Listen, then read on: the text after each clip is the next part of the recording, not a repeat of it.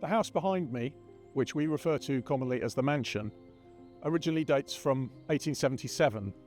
Herbert Lyon was a stockbroker from London, and he moved here in the 1880s with his wife and his 4 young children, and they made it their family home up until the 1930s. What Herbert did was he spent a lot of money both in 1883 and in 1906 remodelling the building. And you can see over there behind me, he actually put his initials on the front. It says HLS 1883 over the door, and he remodeled the whole place.